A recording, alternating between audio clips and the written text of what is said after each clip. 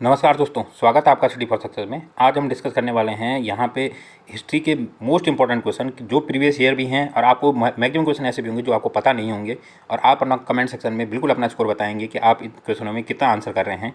और ये सबसे बेस्ट MCQ होने वाला है और आप इस पर बिल्कुल विश्वास कर सकते हैं। देखो, पहला क्वेश्चन हम यहाँ पे स्टार्ट कर सकते हैं। उपनिषद पुस्तकें हैं, तो उपनिषद पुस्तकें आपके ऑप्शन है यहाँ पे धर्म पर, योग पर, विधि पर या दर्शन पर।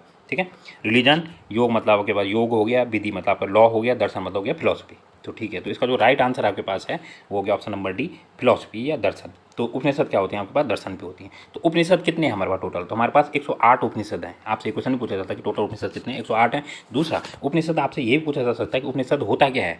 तो उपनिषद क्या होता है? गुरु के पास बैठकर लिए जाने वाला ज्ञान। गुरु के पास बैठकर लिए जाने वाला ज्ञान को हम क्या बोलते हैं? उपनिषद बोलते हैं। तो आपसे ये पूछा जा सकता है कि गुरु के पास लिए जाने वाले ज्ञान पर बनी हुई पुस्तकें कौन सी हैं, तो वो आपके पास उपनिषद हैं। तो इसका जो राइट आंसर हो गया आपके पास दर्शन हो गया, जिसको हम क्या बोलते हैं? फिलॉसफी भी बोलते हैं। तो एक ही क्वेश्चन से मैंने आपको इतनी सारी डिटेल बता दी। हम नेक्स्ट क्वेश्चन की तरफ बढ़ते हैं। हमारे पास सेकंड क्वेश्चन है यहाँ पे, उत्तर वैदिक काल में किस देवता को सर्वोच्च स्थान प्राप्त था? आपके ऑप्शन है इंद्र, प्रजापति, विष्णु, रुद्र। तो आप अपना आंसर दे सकते हैं। तो जो इसमें ऑप्शन नंबर बी है प्रजापति, प्रजापति उत्तर वैदिक काल में क्या करते थे? सर्वोच्च स्थान प्राप्त करते थे देवता, जिनको हम बोलते थे प्रजापति। ठीक है, तक्ष राजा या प्रजापति, इनकी आपने कहानियाँ भी सुनी होंगी। तो प्रजापति को उत्तर वैदिक काल में सबसे इंपॉर्टेंट राजा बोला जाता था। अगर यहीं पे आपसे क्वेश्चन पूछा जाएगा कि वैदिक काल में कौन सा देवता क्या था, सबसे सर्वोपरि था, तो वैदिक काल में जो सबसे सर्वोपरि देवता था वो कौन था आपके पास? वो हुआ करते थे आपके पास कौन? इंद्र। वो कौन होते थे? इंद्र। और इंद्र के लिए कितने कितने ऐसे मंत्र हैं या श्लोक हैं जो इंद्र के लिए डेडिकेटेड हैं? तो 250 मंत्र आपके इंद्र के लिए क्या हैं वैदिक काल में? वैदिक काल का जो प्रमुख देवता इंद्र है और उनके लिए 250 मंत्र क्या हैं आपके पास वैदिक काल में डेडिकेटेड हैं। और उत्तर वैदिक काल का जो प्रमुख देवता हो गया वो आपको मैंने बता दिया, ऑप्शन नंबर बी प्रजापति हो गया है। नेक्स्ट क्वेश्चन हम यहाँ पे देखते हैं यहाँ पे मगध की प्रथम राजधानी कौन सी थी? तो मगध की जो प्रथम राजधानी थी आपके पास, ऑप्शन नंबर आपके पास है यहाँ पे पाटलिपुत्र, बी है वैशाली, सी चंपा और डी हो गया आपके पास यहाँ पे राजगृह। तो अब जो इसका जो राइट आंसर है वो है हो गया आपके पास यहाँ पे राजगृह। ठीक है, राजगृह का जो दूसरा नाम होता था उसको हम बोलते थे ग्रीवज्र। ग्रीवज्र इसलिए बोलते थे क्योंकि जो राजगृह है, राजगृह कहाँ पे है? ये बिहार में है जगह। ठीक है, तो बिहार में ग्रीवज्र है और ये पहाड़ों से घिरा हुआ है, इसलिए इसको गिरी का मतलब होता है पर्वत, पर्वतों से घिरा हुआ है, इसलिए इसको क्या बोला जाता है? आपका राजगृह भी बोला जाता है। तो मगध की प्रथम राजधानी आपकी राजगृह हो गई। अगर आपसे पूछा जाए कि मगध की दूसरी राजधानी कौन सी थी, तो वो आपके पास ऑप्शन नंबर ए हो गया, जिसको हम बोलते हैं पाटलिपुत्र। पाटलिपुत्र अब कौन नए शहर का नाम? पटना का जो नया नाम है उसको हम बोलते हैं पाटलिपुत्र। ठीक है, और आपसे ये भी क्वेश्चन पूछा जाता है कि पाटलिपुत्र को राजधानी किस राजा ने शिफ्ट किया था? ठीक है, तो वो जो राजा था आपके पास वो था आपका उदयन। उदयन एक राजा था जिसने अपनी राजधानी राजगृह से कहाँ शिफ्ट की थी? पाटलिपुत्र में की थी। तो ये क्वेश्चन भी बार बार पूछा जाता है एग्जाम में कि किस राजा ने पाटलिपुत्र को अपनी राजधानी बनाया था राजगृह से शिफ्ट करके? तो वो कौन था आपके पास? उदयन था। ठीक है, तो नेक्स्ट क्वेश्चन हम यहाँ पे देखते हैं। तो इसका आंसर आपको पता चल चुका है राजगृह। और नेक्स्ट क्वेश्चन हम आपको देखते हैं कि जैन धर्म में पूर्ण ज्ञान के लिए शब्द कौन सा है? तो जैन धर्म में जब किसी भी इंसान को पूर्ण ज्ञान प्राप्त हो जाता है, ठीक है, तो उसके लिए आपके पास ऑप्शन है जिन, रत्न, कैवल्य, निर्वाण। तो इसका जो राइट आंसर है ऑप्शन नंबर सी है कैवल्य। ठीक है, तो कैवल्य बोला जाता है जैन धर्म में।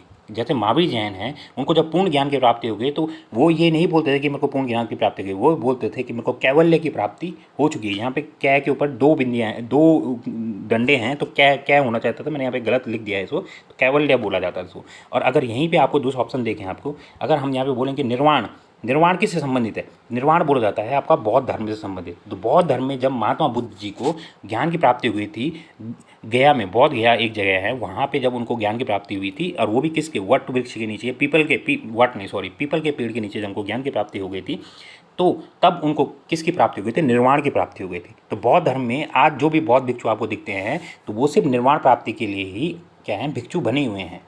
ठीक है, और जैन धर्म में जितने भी आपको आपका तीर्थंकर दिखते हैं, या तीर्थंकर नहीं, जो भी आज जैन धर्म के संत दिखते हैं आपको, तो वो क्या प्राप्त करना चाहते हैं? वो कैवल्य की क्या करना चाहते हैं? प्राप्ति करना चाहते हैं। तो जो इसका जो राइट आंसर हो गया ऑप्शन नंबर सी कैवल्य, इसका राइट आंसर हो गया है। नेक्स्ट क्वेश्चन हम यहाँ पे देखते हैं कि महावीर ने जैन संघ की स्थापना कहाँ की थी? तो आपको पता है कि जब महावीर कोई संघ की स्थापना कब करेगा, क्योंकि उसको जब लगने लगेगा कि मेरी अब क्या होने वाली है? मृत्यु होने वाली है। तो महावीर जैन, आपको पता है कि महावीर जैन क्या थे? महावीर जैन 24वें तीर्थंकर थे और अंतिम तीर्थंकर थे। ठीक है, अंतिम तीर्थंकर किसको बोला जाता है जैन धर्म में? तो वो बोला जाता है आपको महावीर जैन को बोला जाता है, क्योंकि वो 24वें तीर्थंकर और अंतिम तीर्थंकर थे। तो जब वो मरने लगे तो उनकी मृत्यु कहाँ हुई थी? तो आपको पहले ये ऑप्शन देख लेंगे आपके कि महावीर जैन को संघ की स्थापना कहाँ की? कुंडग्राम, पावा, वैशाली, वाराणसी। तो आप इसका राइट आंसर दे सकते हैं अपने मन में। अब देखते हैं कि दूसरा जो इसका जो राइट आंसर है वो आपके पास ऑप्शन नंबर बी है, पावा। पावा या इसका दूसरा नाम होता है आपके पास कुशीनगर, कुशीनगर। तो कुशीनगर या पावा में क्या हुई थी? महावीर जैन जी की क्या हुई थी? मृत्यु हो गई थी। तो वहीं पे जब उन्होंने लास्ट अपना समय गुजारा तो उन्होंने वहीं पे किसकी स्थापना की थी? जैन संघ की स्थापना की थी, ठीक है। और जैन संघ की स्थापना की थी और उसी टाइम से तीर्थंकर का पद क्या हुआ था? खत्म हो गया था, ठीक है। इसके अलावा अगर हम यहाँ पे और क्वेश्चन देखते हैं और ऑप्शन देखते हैं तो इसमें वैशाली बहुत ज़्यादा इंपॉर्टेंट है। वैशाली क्यों इंपॉर्टेंट है? वैशाली में क्या हुई थी? सेकेंड क्या हुई थी? बौद्ध संगति, बौद्ध नहीं सॉरी, जैन संगति। जैन संगति क्या हुई थी? आपने संगतियाँ पढ़ी होंगी। जब बौद्ध में भी क्या हुई थी? संगतियाँ हुई थी। वैसे जैन में भी 2 संगतियाँ हुई हैं अभी तक इंपॉर्टेंट। तो पहली संगति कहाँ हुई थी आपकी? पहली संगति हुई थी आपकी पाटलिपुत्र में, ठीक है। तो ये क्वेश्चन आपका अभी यूके में, यूकेपीएससी में पूछा गया था पाटलिपुत्र में। और दूसरी कहाँ हुई थी? वो हुई थी आपके पास वैशाली में, ठीक है। तो इतना भी आप क्या रखें, याद रखें। नेक्स्ट क्वेश्चन हम यहाँ पे देखते हैं। आपका छठवां क्वेश्चन है कि महावीर स्वामी की मृत्यु के बाद जैन संघ का अध्यक्ष कौन बना? जब महावीर स्वामी जी ने पावा में जैन संघ की स्थापना कर दी तो कौन उसका अध्यक्ष बना था? तो आपके ऑप्शन नंबर ए गोसाल है, दूसरा मल्लीनाथ हो गया, तीसरा सुधर्मन हो गया, चौथा हो गया वज्र स्वामी। तो आप बता सकते हैं इसका आंसर। तो जो इसका जो राइट आंसर है वो ऑप्शन नंबर सी है यहाँ पे, सुधर्मन, ठीक है। जिस समय महावीर जैन, आपसे ये क्वेश्चन उल्टा भी पूछा जा सकता है कि जिस समय महावीर जैन अपने प्राण त्याग रहे थे उनके साथ कौन उनका शिष्य खड़ा था? तो उस समय उनका शिष्य कौन था? सुधर्मन था, ठीक है। और महावीर जैन ने जब मतलब जैन उस समय उन्होंने तीर्थंकर की प्रथा को क्या कर दिया? खत्म कर दिया, क्योंकि 24वें तीर्थंकर लास्ट खत्म कर दिया था। तो उसके बाद उन्होंने क्या जैन संघ बना दिया। तो जैन संघ का जो कौन है? सुधर्मन हो गया आंसर। अब इसमें हम अदर ऑप्शन देखते हैं। गोसाल, तो गोसाल जी का नाम पूरा क्या है? मक्खी, मक्खी आपने सुना होगा ना, मक्खी पुत्र गोसाल, ठीक है। मक्खी पुत्र गोसाल जो है ये किससे संबंधित है? इन्होंने एक धर्म चलाया था जिसको हम बोलते हैं आजीवक। आजीवक एक धर्म चला था उस टाइम पे। आजीवक क्या चाहते थे? आजीवक ऐसे होते थे कि आज जो हम इंजॉय कर रहे हैं कि भाई आज का दिन हमारे पास है और हम क्या करेंगे? बस इंजॉय करेंगे, अपना ज़िंदगी बस जीते रहेंगे। ऐसा कुछ वो नहीं, कोई वो नहीं है। बस हम अपना भ्रमण करते रहेंगे, इधर से उधर घूमते रहेंगे, अपना काम करते रहेंगे। तो वो आजीवक संप्रदाय होते थे कि उन्होंने किसी चीज़ से कोई मतलब नहीं होता था, बस अपने में क्या होते थे? खुश रहते थे। तो उनको बोलते थे हम आजीवक संप्रदाय। वो सब चीज़ दुनिया की सब कुछ छोड़ के वो रहते थे। तो आजीवक संप्रदाय के कौन संस्थापक थे? वो थे आपके मोगलीपुत्र गोसाल जी थे। मल्लीनाथ यहाँ पे बहुत ही इंपॉर्टेंट टर्म है। मल्लीनाथ क्यों इंपॉर्टेंट है? क्योंकि ये क्या थी? 19वीं जैन तीर्थंकर थी, ठीक है। जैन तीर्थंकर थी और ये एकमात्र कौन थी? महिला तीर्थंकर थी। एकमात्र क्या थी? महिला तीर्थंकर थी। तो आपसे क्वेश्चन पूछा जा सकता है कि जैन धर्म में एकमात्र महिला तीर्थंकर कौन थी? वो कौन थी? आपकी मल्लीनाथ जी। और कौन से नंबर की थी? वो 19वें नंबर की थी। और इनका जो सिंबल हुआ करता था, क्योंकि हर जैन तीर्थंकर का एक सिंबल हुआ करता था। तो सिंबल में क्या होता था? एक सिंबल या एक चिन्ह हुआ करता था, क्योंकि ये क्या करती थी? अपने सामने कमंडल पकड़ती थी। कमंडल आपने देखा होगा कि जितने भी आपके पास कोई भी ऋषि मुनि होते तो उनके पास हाथों में कमंडल होता है, जिसमें क्या करते हैं? आपने कभी भिक्षा भी लेते हुए देखा होगा, कमंडल होता है। तो कमंडल इनका क्या होता था? निशान होता था मल्लीनाथ जी का। तो ये एकमात्र महिला क्या थी? जैन तीर्थंकर थी, ठीक है। नेक्स्ट क्वेश्चन हम यहाँ पे देखते हैं। किसके शासनकाल में डायमेकस भारत आया था? ठीक है। तो यहाँ पे हम डायमेकस पूछ रहे हैं। तो डायमेकस जब भारत आया था तो वो किसके टाइम पे आया था? आपके ऑप्शन है यहाँ पे चंद्रगुप्त मौर्य, बिंदुसार, अशोक, कनिष्क। तो जो उसका राइट आंसर है आपके पास वो हो गया आपके पास बिंदुसार, ठीक है। तो बिंदुसार के जी के समय क्या आया था? आपका डायमेकस आया था। अगर आपसे पूछा जाएगा सेलुकस किसके टाइम पे आया था? सेलुकस आया था चंद्रगुप्त मौर्य के टाइम पे। और चंद्रगुप्त मौर्य अगर आपको सीरीज याद होगी, सबसे पहले चंद्रगुप्त मौर्य आए, फिर उसके बाद बिंदुसार आए, बिंदुसार का बेटा फिर अशोक हुआ, फिर अशोक के बाद फिर कोई सीरीज नहीं मिलती है हमें, पर अशोक के बाद एक दशरथ एक इंपॉर्टेंट नाम होता है जो अशोक के पौत्र या पोते हुआ करते थे। फिर दशों के बाद लास्ट में एक राजा हुआ करता बृहद्रथ। बृहद्रथ को मारकर किसने? पुष्यमित्र शुंग ने क्या कर दी थी? शुंग वंश की क्या कर दी थी? स्थापना कर दी थी। तो अब यहाँ पे आपसे सबसे इंपॉर्टेंट है कि डायमेकस के टाइम पे आता, बिंदुसार के टाइम पे आया था। तो अब ये भी एक क्वेश्चन ये भी पूछा जाता है कि बिंदुसार का नाम बिंदुसार क्यों पड़ा? देखो बिंदु कब पड़ते हैं शरीर पे हमारे बॉडी के? जब बिंदुसार पैदा हुआ था तो बिंदुसार को क्या हो गया था? सुबह बचपन में ही चेचक हो गया था, ठीक है। तो चेचक होने के कारण जैसे आपने ओमपुरी जी को भी देखा होगा तो उनके शरीर में क्या थे? बिंदु बिंदु पड़े हुए थे, उनके चेहरे पूरा खराब हो रखा था। वैसे ही बिंदुसार के चेहरे पर भी क्या पड़े थे? डॉट डॉट डॉट के निशान पड़े थे। तो इसलिए उनका नाम क्या पड़ गया था? बिंदुसार पूछ गया। तो आपसे ये बार बार क्वेश्चन पूछा जा सकता है किसी भी एग्जाम में कि कौन सा ऐसा मौर्य वंश का शासक था जिसको क्या हुआ था? चेचक हुआ था। तो उसका जो राइट आंसर हो गया वो बिंदुसार हो जाएगा आपके पास। नेक्स्ट क्वेश्चन हम यहाँ पे देखते हैं, ठीक है। 8वां क्वेश्चन हम यहाँ पे देखते हैं कि मौर्य काल में सीता से तात्पर्य है, ठीक है। तो आप अगर यहाँ पे थोड़ा सा देखें तो पहला ऑप्शन आपके पास एक देवी थी, एक धार्मिक संप्रदाय था, राजकीय भूमि से प्राप्त आई थी, या हल था। तो यहाँ पे मौर्य काल की बात पूछी जा रही है। हम सभी के लिए तो एक देवी हैं सीता। पर अगर हम यहाँ पे जानने की कोशिश करें कि मौर्य काल में सीता से तात्पर्य है, तो उस टाइम पे जो इसका जो राइट आंसर है वो है राजकीय भूमि से प्राप्त आय। देखो सीता जी को अगर आप हिस्टोरिकल भी समझेंगे तो सीता जी क्या हैं, सीता जी का जन्म किससे हुआ कि जब जनक जी ने हल लगाया था तो उस समय सीता जी को उनको मिल गई थी, ठीक है। फिर जब लास्ट में जब सीता जी ने अपना प्राण या देह त्यागा तो वो क्या हुई थी, धरती फटी और धरती के अंदर चले गए। तो कहीं ना कहीं इनका किससे रिलेटेड है, भूमि से ही रिलेटेड है। तो ये भूमि से रिलेटेड है और उस समय जो भी राजा हुआ करते थे उनको भूमि से ही मतलब हुआ करता था, क्योंकि किसान ही उनके क्या होते थे, सब कुछ होते थे कि किसान ही उनको क्या करते थे, पैसा देते थे या अन्न देते थे उस राजस्व के फॉर्म में, ठीक है। तो सीता जी को आप कभी भी सोचें तो उनको भूमि से सोचें, और भूमि से किसी भी राजा को क्या चाहिए, भूमि से राजा को क्या चाहिए, आय चाहिए। तो राज्य के भूमि से प्राप्त आय को ही हम क्या बोलते हैं, सीता बोलते थे। किस टाइम पे, मौर्य काल में। चलो हम नेक्स्ट क्वेश्चन की तरफ आगे बढ़ते हैं। कौटिल्य द्वारा रचित अर्थशास्त्र कितने अधिकरणों में विभाजित है। नौवां क्वेश्चन देख रहे हैं हम यहाँ पे कि कितने अधिकरणों में, क्योंकि कोई भी जो बुक लिखता है उसके भी कुछ चैप्टर होते हैं, तो कितने चैप्टरों में वो विभाजित है या कितने अध्याय हैं उसमें। तो आपका ऑप्शन है 11, 12, 14, 15, आप आंसर मान सकते हैं। नेक्स्ट क्वेश्चन हम यहाँ पे इसका जो आंसर देखते हैं, इसका जो राइट आंसर है वो आपके पास ऑप्शन नंबर 15, ठीक है। कौटिल्य जी का जो असली नाम है, इनको हम क्या बोलते हैं, चाणक्य भी बोलते हैं, ठीक है, चाणक्य भी बोलते हैं। इनके साथ साथ इनका दूसरा नाम क्या बोलते हैं, विष्णुगुप्त भी बोलते हैं इनको, ठीक है। और अगर हम इसी से आपको और क्वेश्चन लगाएं कि कौटिल्य जी किसके दरबार में थे, तो कौटिल्य जी किसके दरबार में थे, चंद्रगुप्त मौर्य जी के क्या थे, दरबार में थे। और कौटिल्य जी ने क्या एक इम्पोर्टेंट काम किया है कि जो कौटिल्य के अर्थशास्त्र है, ठीक है, ये क्वेश्चन बार बार पूछा जाता है आपसे कि अर्थशास्त्र बुक किससे रिलेटेड है, किससे संबंधित है। तो आपसे ये पूछा जाता है कि राजनीति से संबंधित है या अर्थव्यवस्था से संबंधित बुक है। तो आप ये सोचेंगे कि यार अर्थशास्त्र मतलब पैसे से संबंधित होगी, पर ये पैसे से संबंधित बुक नहीं है। इसमें क्या है, राजनीति की बात कर रखी है या पॉलिटी की बात कर रखी है कि कैसा शासन चलेगा, इस चीज़ में ये बुक क्या है, लिखी गई है। और एक क्वेश्चन बार बार पूछा जाता है आपके, सप्तांग सिद्धांत किस बुक, चंद्रगुप्त मौर्य के टाइम पे सप्तांग सिद्धांत किस बुक में लिखा गया है। तो सप्तांग सिद्धांत आपका क्या दिया गया है, अर्थशास्त्र में ही दिया गया है। और एक क्वेश्चन और पूछा जाता है यहाँ पे कि जो इटली में एक मैकियावेली हुआ करता था, मैकियावेली ने एक बुक लिखी है प्रिंस। इस बुक को भी याद रखें, प्रिंस बुक किसने लिखी है, तो वो लिखी है आपकी मैकियावेली ने लिखी है। उसको भारत के किस बुक के साथ कंपेयर किया जाता है, तो वो बुक की जाती है अर्थशास्त्र के साथ, उसको क्या किया जाता है, कंपेयर किया जाता है। प्रिंस बुक मैकियावेली के द्वारा लिखी गई, जो इटली में लिखी गई थी, तो वो किस बुक के साथ कंपेयर करता है, अर्थशास्त्र के साथ। तो इसका जो राइट आंसर हो गया ऑप्शन नंबर 15, ये 15 खंडों में लिखी गई बुक है। हम नेक्स्ट क्वेश्चन यहाँ पे आगे बढ़ते हैं। कनिष्क की राजधानी थी, ठीक है। तो कनिष्क एक राजा हुआ करता था, कनिष्क एक क्या होता था, इंडो ग्रीक हुआ करता था, उसको बोलते हैं हिंद यवन शासक हुआ करता था। तो उसकी राजधानी कहाँ थी, तो ऑप्शन आपके पास है लाहौर, बनारस, फिरोजपुर, मथुरा, ठीक है। तो जो इसका जो राइट आंसर है आपके पास, वो ऑप्शन नंबर क्या है आपके पास, सी इसका क्या है, राइट आंसर है। तो इसका जो राइट आंसर हो गया आपके पास फिरोजपुर, ठीक है। तो जो फिरोजपुर है, तो आपसे ये भी क्वेश्चन पूछा जाता था कि फिरोजपुर आधुनिक में फिरोजपुर किस नाम से जाना जाता है, तो फिरोजपुर को बोलते हैं पेशावर। तो पेशावर है आपका कहाँ है, आपके पास अभी पाकिस्तान में स्थित है।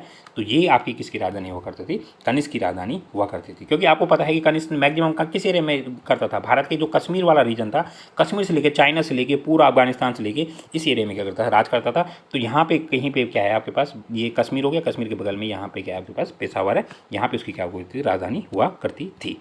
हम नेक्स्ट क्वेश्चन चलते हैं यहाँ पे 11वां क्वेश्चन। सारनाथ के धम्मेक स्तूप का निर्माण किस काल में हुआ था, ठीक है। तो स्तूपों के बारे में आपको बिल्कुल पूछा जाता है। तो पहला है मौर्य काल, दूसरा ऑप्शन आपका कुषाण काल, तीसरा हो गया शुंग काल, चौथा हो गया गुप्त काल, ठीक है। तो जो इसका राइट आंसर हो गया आपके पास, वो हो गया आपका कुषाण, नहीं सॉरी यहाँ पे ये है धम्मेक स्तूप है। तो धम्मेक स्तूप का जो राइट आंसर हो गया ऑप्शन नंबर सी, शुंग काल में क्या गया होता है, इसका निर्माण किया गया था। और किसने किया था ये भी पूछा जाता है, तो वो किया था आपका, ठीक है, पुष्यमित्र शुंग ने इसका क्या किया था, आपका स्थापना की थी। और कहाँ है ये धम्मेक स्तूप, ये कहाँ है आपके सारनाथ में स्थित है। और किसने इसकी स्थापना की थी, वो पुष्यमित्र शुंग ने की थी। तो ये शुंग काल से संबंधित है। मौर्य काल में सिर्फ एक ही स्तूप, मौर्य काल में वैसे कितने स्तूपों का वर्णन मिलता है हमें, तो मौर्य काल में मिलता है हमें 84,000 स्तूपों का वर्णन मिलता है। पर वो अब एग्जिस्ट कहीं करते नहीं हैं। पर इनमें से एक जो एग्जिस्ट स्तूप है वो आपका कौन है, अशोक ने जो बनाए थे। अशोक ने 84,000 स्तूप बनाए थे, पर उनमें से जो मेन स्तूप अभी जो हमारे पास बचा है वो है सांची का स्तूप। तो आपसे ये क्वेश्चन पूछा जाता है कि सांची का स्तूप का निर्माण किसने करवाया था, तो वो किसने करवाया था, आपका अशोक ने करवाया था। और धम्मेक स्तूप का निर्माण किसने करवाया था, वो पुष्यमित्र शुंग ने करवाया था। और वो शुंग काल से संबंधित स्तूप है। नेक्स्ट क्वेश्चन चलते हैं हम यहाँ पे। गुप्त काल में सोने की मुद्रा को क्या कहा जाता था? गुप्त काल में जो सोने की मुद्रा है उसमें ऑप्शन आपके पास रुपया, निष्क, कांकनी, दिनार। तो आप इसको देख सकते हैं जो उसका राइट आंसर है वो आपके पास दिनार है। ठीक है, सोने की जो मुद्रा है गुप्त काल में उसको क्या बोला जाता है? दिनार बोला जाता था। अब यहाँ पे अगर अदर ऑप्शन देखते हैं हम, रुपया, रुपया बोला जाता है चांदी की मुद्रा को। चांदी की मुद्रा को गुप्त काल में क्या बोला जाता था? वो बोला जाता है रुपया। अब अगर यहाँ पे निष्क देखें तो वैदिक पीरियड में, जो वैदिक पीरियड जो किताबों में लिखा हुआ है, तो वैदिक पीरियड में निष्क को बोला जाता था। निष्क क्या होता था? जो महिलाएं आज गले में क्या पहनती है? हार पहनती हैं, इसको वैदिक पीरियड में क्या बोला जाता था? आपका निष्क कहा जाता था। तो इसका जो राइट आंसर है वो दिनार है। और रुपया बोलेंगे तो चांदी हो गया, ठीक है, और निष्क बोलेंगे तो गले का हार हो गया। तो अब हम यहाँ पे आगे बढ़ते हैं नेक्स्ट क्वेश्चन की तरफ। अब ये बहुत ही ज़्यादा इंपॉर्टेंट क्वेश्चन है कि नागानंद, रत्नावली, प्रियदर्शिका नाटकों के रचनाकार कौन थे? ऑप्शन है आपके पास बाणभट्ट, हर्षवर्धन, वात्स्यायन, कालिदास। तो इसका जो राइट आंसर है ऑप्शन नंबर बी है, हर्षवर्धन। उत्तराखंड के लिए बहुत ही ज़्यादा इंपॉर्टेंट फिगर है, क्योंकि उत्तराखंड में ये बार बार हर यूके ट्रिपल यू PSU सभी जगह इसका क्वेश्चन का आंसर आता है। तो आपको तो ये याद रखना है कि नागानंद, रत्नावली और प्रियदर्शिका इन नाटकों के रचनाकार कौन थे? हर्षवर्धन थे। ठीक है, अब हम यहाँ पे बाणभट्ट की बात करते हैं। बाणभट्ट कौन थे? बाणभट्ट आपके हर्षवर्धन के क्या थे? दरबारी कवि थे। ठीक है, अब बाणभट्ट ने कौन सी पुस्तक लिखी? एक इंपॉर्टेंट पुस्तक लिखी, कादम्बरी। ठीक है, कादम्बरी एक पुस्तक लिखी है। किसने लिखी है? वो बाणभट्ट ने लिखी है। वात्स्यायन ने कौन सी बुक लिखी है? वात्स्यायन लिखी है आपकी कौन सी? कामसूत्र। कामसूत्र बुक एक किसने लिखी है? आपकी वात्स्यायन ने लिखी है। कालिदास की बुकें आपको पता ही हैं, अभियान शाकुंतलम हो गया, कुमार संभवम हो गया, ऋतुसार हो गया, या मेघदूतम हो गया। ठीक है, इस तरीके से कालिदास की भी बहुत सारी क्या बुकें हैं, बट जो इसका राइट आंसर है आपके पास हर्षवर्धन है। और इन तीनों बुकों को याद रखें अगर उत्तराखंड के एग्जाम आपको देने हैं तो। उत्तराखंड के इवन किसी भी स्टेट के एग्जाम देने हैं तो आपको तीनों बुकें कैटेगरी याद रखनी पड़ेंगी। हम नेक्स्ट क्वेश्चन की तरफ बढ़ते हैं। 14 क्वेश्चन देखो, भारत में आक्रमण करने वाला प्रथम शासक, यहाँ पे मैंने थोड़ा सा गलत कर दिया, मिस्टेक, मुस्लिम। ठीक है, प्रथम मुस्लिम शासक कौन था? तो भारत में आक्रमण करने वाला प्रथम मुस्लिम शासक कौन था? तो आपके ऑप्शन है कुतुबुद्दीन ऐबक, मोहम्मद बिन कासिम, मोहम्मद गजनवी, मोहम्मद गौरी।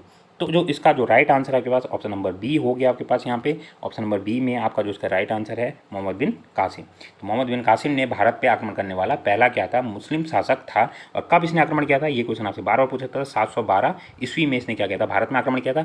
कहाँ किया था? इसने एक आक्रमण किया था सिंध एरिया पे। ठीक है, तो सिंध भी उसमें भारत का ही क्या हुआ करता था? पार्ट हुआ करता था।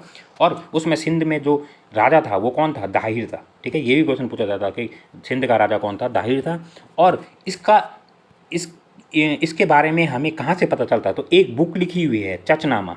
एक बुक लिखी हुई है चचनामा, जो ये बताती है हमें कि मोहम्मद बिन कासिम ने सिंध पर क्या किया है? आक्रमण किया था। कब किया था? 712 ईस्वी में किया था। तो ये हमें इसके बारे में पता चलता है। हम नेक्स्ट क्वेश्चन की तरफ बढ़ते हैं। यहाँ पे 15 क्वेश्चन देखते हैं यहाँ पे कि ऐहोल परिस्थिति का संबंध किससे है?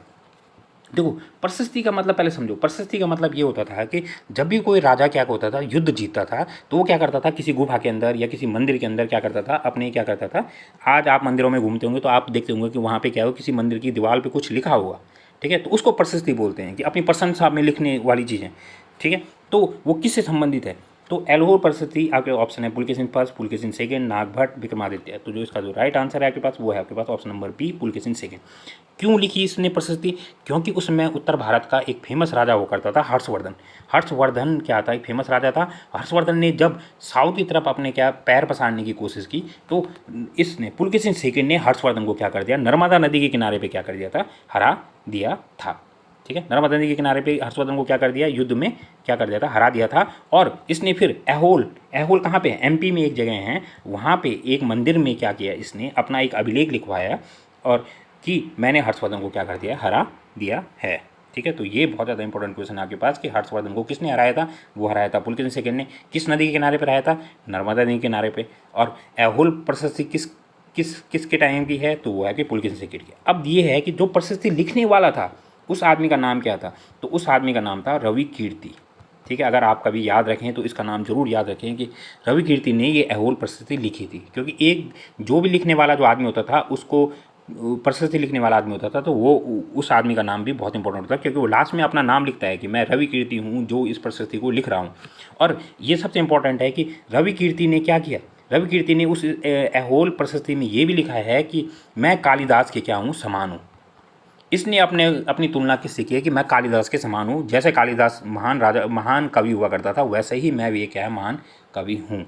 ठीक है। तो इसको भी आप बिल्कुल क्या ध्यान रखें कि कौन सा ऐसा प्रसिद्ध लिखने वाला कलाकार था जिसने अपनी तुलना कालिदास के साथ की, वो कौन था आपके पास, रवि कीर्ति था। और ये क्वेश्चन बार बार पेपरों में पूछा जाता है। हम नेक्स्ट क्वेश्चन की तरफ बढ़ते हैं। आपके पास नेक्स्ट क्वेश्चन है, आपके पास यहाँ पे 16वां क्वेश्चन देख सकते हैं आपकी, एलोरा के कैलाश मंदिर का निर्माण किस शासक ने करवाया था। तो आपके ऑप्शन है Govind third, Krishna first, Krishna second, Krishna third, ठीक है। तो इसका जो राइट आंसर है आपके पास वो हो गया आपके पास यहाँ पे कृष्ण प्रथम या कृष्ण फर्स्ट। तो कृष्ण फर्स्ट ने क्या किया था, आपका एलोरा के कैलाश मंदिर का निर्माण किया था, ठीक है। एलोरा कहाँ है ये भी पूछा जाता है कि कहाँ है, महाराष्ट्र में, ठीक है। महाराष्ट्र में आपका एलोरा है। अब ये भी पूछा जाता है कि ये क्यों फेमस है, क्योंकि एकास्मक मंदिर हैं, एकास्मक। अगर इसको इंग्लिश में बोलेंगे तो हम इनको बोलते हैं मोनोलिथिक। मोनो मतलब एक चीज़ से बना हुआ, तो मोनोलिथिक का मतलब क्या होता है, एकास्मक का मंदिर क्या होता है, क्योंकि एक चट्टान थी, ठीक है। इस एक चट्टान को ही काट कर उसने क्या कर दिया, मंदिर का क्या कर दिया, निर्माण कर दिया। तो इसलिए इसको क्या बोला जाता है, एकास्मक मंदिर। और किसने बनवाया था, कृष्ण प्रथम। जैसे आपने कभी केदारनाथ मंदिर देखा होगा या उत्तराखंड के जितने भी आप कभी अपने घर में मंदिर बनवाते हैं तो आप क्या करते हैं, एक ईंट के ऊपर एक दूसरी ईंट लगाते हैं। ऐसे नहीं कि एक पत्थर से एक मंदिर बना दे, तो ये नहीं है। तो एक पत्थर से एक मंदिर जो बना है वो बना आपका एलोरा का कैलाश मंदिर, इसलिए फेमस है। ये एकास्मक मंदिर है या मोनोलिथिक मंदिर है। और किसने बनाया था, ये कृष्ण फर्स्ट ने बनाया था। अब हम यहाँ पे क्या करते हैं, नेक्स्ट क्वेश्चन की तरफ आगे बढ़ते हैं। लाख बख्श के नाम से जाने जाने वाला शासक कौन था। तो यहाँ पे आगे ऑप्शन है इल्तुतमिश, कुतुबुद्दीन ऐबक, अकबर, बाबर, ठीक है। तो इसका जो राइट आंसर है ऑप्शन नंबर बी है आपके पास, कुतुबुद्दीन ऐबक। लाख बख्श का मतलब क्या होता है, क्योंकि आपको पता होगा कि जब भी कोई राजा होते थे, जब उनका बर्थडे आता था या कभी कोई शुभ त्यौहार है तो वो क्या करते थे, दान देते थे। तो कुतुबुद्दीन ऐबक क्या करता था उस समय, क्या करता था, लाखों का दान करता था। लाखों का दान मतलब बोलने के लिए सोना चांदी गरीब आदमियों को बांटता था, इसलिए इसको क्या नाम दिया गया, लाख बख्श नाम दिया गया। कुतुबुद्दीन ऐबक का टाइम पीरियड आप जरूर याद रखें, 1206 से स्टार्ट है। इसने कौन से वंश की स्थापना की थी, इसने गुलाम वंश की स्थापना की थी। गुलाम वंश का दूसरा नाम क्या हो गया, मामलूक वंश। मामलूक वंश भी कहा जाता है गुलाम वंश को, तो इसको भी बिल्कुल ध्यान रखें। इस 1206 में इसने राज किया। कब तक राज किया, 1210 में राज किया। इसमें एक बहुत ही इंपॉर्टेंट क्वेश्चन बनता है कि इस 1210 में ये एक खेल खेलते हुए, जिसको हम बोलते हैं इंग्लिश में पोलो खेलते हुए, जब घोड़े के ऊपर बैठते हैं और एक हॉकी हमारी स्टिक होती है और बॉल को हम खेलते हैं तो पोलो बोलते हैं, या इसको हिंदी में अगर बोला जाता है चौगान खेलते हुए इसकी क्या हो गई थी, घोड़े से गिरकर मृत्यु हो गई थी। तो वो कौन था, आपका कुतुबुद्दीन ऐबक था। और इसको लाख बख्श के नाम से भी क्या गया जाना जाता है। अगर हम नेक्स्ट क्वेश्चन की तरफ बढ़ते हैं, यहाँ पे हमारा नेक्स्ट क्वेश्चन है कि फिरोज शाह तुगलक द्वारा स्थापित दारुल सफा क्या था। तो आपके पास ऑप्शन है यहाँ पे दानशाला, अस्पताल, पुस्तकालय, अतिथि गृह। तो जो इसका जो राइट आंसर है आपके पास वो एक क्या था, अस्पताल था। तो फिरोज शाह तुगलक ने एक क्या की थी, दारुल सफा की स्थापना की थी, जिसको हम क्या बोलते थे, अस्पताल बोलते थे। और ये खैराती अस्पताल होता था। खैराती मतलब समझ सकते हैं ना, फ्री में। किसने एक अस्पताल बनाया, उसके अंदर एक वैद्य रखा और बोला कि जितने भी गरीब लोग हैं या जितने भी लोग हैं वो सब क्या कर सकते हैं, उस अस्पताल में जाकर अपना इलाज कर सकते हैं। जैसे हमारे क्या होते हैं, सरकारी हॉस्पिटल होते हैं, वो खैराती होते हैं एक तरीके से, क्योंकि वहाँ पे हम क्या होता है, बहुत कम पैसे में हम क्या होता है इलाज ले सकते हैं। तो वैसे ही क्या है, दारुल जो सफा है वो आपका क्या, एक खैराती अस्पताल हुआ करता था, जो किसने बनाया था, फिरोज शाह तुगलक ने बनाया था। अब हम नेक्स्ट क्वेश्चन की बात करते हैं यहाँ पे कि 90 क्वेश्चन, ये सारे क्वेश्चन क्या हैं, रिपीटेड क्वेश्चन हैं और बहुत ही इंपॉर्टेंट क्वेश्चन है। मैंने आपके लिए ये सीरीज ला रहा हूँ। तो चंगेज खां का मूल नाम था खासुल खां, आपके ऑप्शन है तैमुचिन, खुर्रम खां, सलीम। तो जो इसका जो असली नाम था चंगेज खां का वो था क्या, ऑप्शन नंबर बी, तैमुचिन। अब देखो इस चीज़ को हम थोड़ा समझने की कोशिश करते हैं कि चंगेज खां क्या था। चंगेज खां एक उपाधि हुआ करती थी। कोई भी मंगोल आप जो सुनते हैं, मंगोल आपने बार बार सुना होगा, या मंगोलिया जो आपने जगह सुनी होगी, वहाँ पे जो राजा हुआ करते थे उस टाइम पे, अगर कोई राजा बहुत प्रतापी निकलता था तो उसको एक उपाधि दी जाती थी। जो उपाधि मिलती थी उसको, वो मिलती थी चंगेज खां की, ठीक है। जैसे हमारे यहाँ पे अभी राष्ट्रपति की उपाधि है, हम रामनाथ कोविंद जी को जानते हैं पर हम उनको राष्ट्रपति के नाम से जानते हैं क्योंकि उपाधि है हुई। तो वैसे ही उस समय राजा की उपाधि दी जाती थी जिसको बोला जाता चंगेज खां। पर जो फेमस चंगेज खां है अभी तक हमारी हिस्ट्री में, जिसने इंडिया पे भी आक्रमण करने की कोशिश की थी पर इल्तुतमिश ने उसको क्या कर दिया था, रोक दिया था, ठीक है। तो वो जो चंगेज खां था उसकी जो उसका जो असली नाम था वो था आपके पास तैमुचिन, ठीक है। तो तैमुचिन आप उसको याद रखें बिल्कुल। चंगेज खां का असली नाम क्या था आपके, तैमुचिन था। हम नेक्स्ट क्वेश्चन की तरफ आगे बढ़ते हैं। अब 20वां क्वेश्चन देखते हैं कि मनसबदारी प्रणाली को शुरू करने वाला राजा था, ठीक है। ये भारत में पूछा जा रहा है कि भारत में मनसबदारी प्रणाली शुरू करने वाला राजा कौन था। आपका ऑप्शन है इल्तुतमिश, अकबर, बाबर, हुमायूं। तो आप इसका आंसर दे सकते हैं। तो जो इसका राइट आंसर है ऑप्शन नंबर बी है, अकबर। अकबर ने भारत में क्या की थी, मनसबदारी प्रणाली स्टार्ट की थी। अब हम मनसबदारी प्रणाली के बारे में जानते हैं कि मनसबदारी होता क्या था। मनसबदारी एक सैन्य व्यवस्था थी, या जैसे हमारी आज फौज है, हमने फौज को बांट रखा है भाई कि इंडियन नेवी, आर्मी, ठीक है, एयरफोर्स। तो वैसे ही मनसबदारी में क्या कहता था कि फौज को बांटा जाता था कि इतनी फौज एक आदमी के पास रहेगी, एक आदमी के पास इतने घुड़सवार रहेंगे, एक आदमी के पास इतने पैदल सैनिक रहेंगे। तो वो सिस्टम सारा क्या था, सैन्य सिस्टम था। आपसे बार बार ये क्वेश्चन पूछा जाता था पेपर में कि मनसबदारी क्या था। तो मनसबदारी एक सैनिक व्यवस्था हुआ करती थी जिसे सारे राजा क्या करते थे, अपनाते थे। तो भारत में किसने अपनाया ये ऐसी मनसबदारी व्यवस्था को कौन लेके आया था, तो वो लेके गया था अकबर। और ये भी आपसे पूछा जाता है कि मनसबदारी क्या भारत में अपनाई गई थी। मनसबदारी जो सबसे पहले जो स्टार्ट हुई थी वो कहाँ हुई थी, मंगोल में। मंगोल जो मैंने आपको चंगेज़ खान बता दिया ना, तो मंगोल इसीलिए सक्सेसफुल हुए थे क्योंकि उन्होंने क्या की थी, मनसबदारी प्रथा अपनाई थी। और उसी प्रथा को भारत में कौन लेके आया था, तो वो लेके आया था आपका अकबर लेके आया था। तो इसी तरीके की मैं आपको इसी तरीके की अच्छी सीरीज़ें लाते रहूँगा। और आपको अगर इस सीरीज़ में इंटरेस्ट आता है तो आप इस सीरीज़ को बिल्कुल लाइक करें, प्लीज़ इसको दोस्तों के साथ शेयर भी करें और इस मेरे चैनल को ज़रूर सब्सक्राइब करें। और मैं इस सीरीज़ को आप कंटिन्यू रखने की कोशिश करूँगा। आपके रिस्पॉन्स देखते हुए आप प्लीज़ इसको सब्सक्राइब, मेरे चैनल को इसको लाइक ज़रूर करें। इस वीडियो को देखने के लिए आपका बहुत बहुत धन्यवाद।